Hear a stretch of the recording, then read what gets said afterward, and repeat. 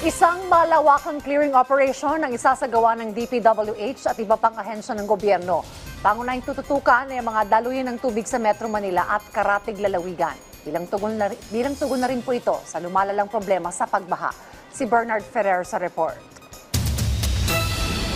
Kasado na ang malawakang clearing operations sa mga daluyan ng tubig ng Department of Public Works and Highways, katuwang ang Metropolitan Manila Development Authority, mga lokal na pamahalaan at ang pribadong sektor. Ang Greater Metro Manila Waterways Clearing and Cleaning Operations ay isang interagency at whole-of-government initiative na layong tugunan ang matinding pagbaha sa Metro Manila, Bulacan, Rizal at Laguna. Pangungunahan mismo ni Pangulong Ferdinand R. Marcos Jr. ang paglulunsad ng programa sa Parañaque sa susunod na linggo.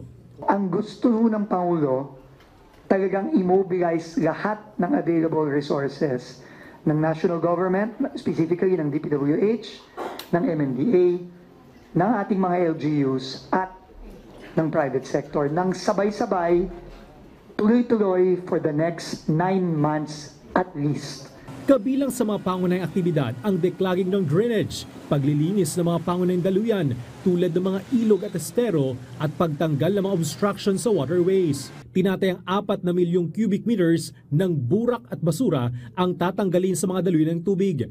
Sad to say, merong mga illegal structure na DPWH mismo ang gumawa. May mga iba pang mga flood control, according to reports of some mayors, katulad ni Mayor Joy Belmonte ng QC, na imbes na nakabuti, alam ni chairman yan, nakasama pa. So ang sabi ni Pangulo, kung yan ay nakakasama, gibain na natin yan.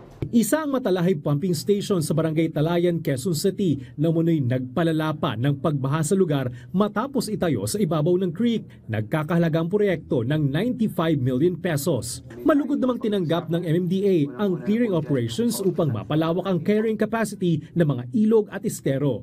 Napakalaking tulong po talaga nitong massive cleanup na ito. At this time ay malaking suporta at malalaking kumpanya ang sumusuporta dito na magbibigay din po ng tulong.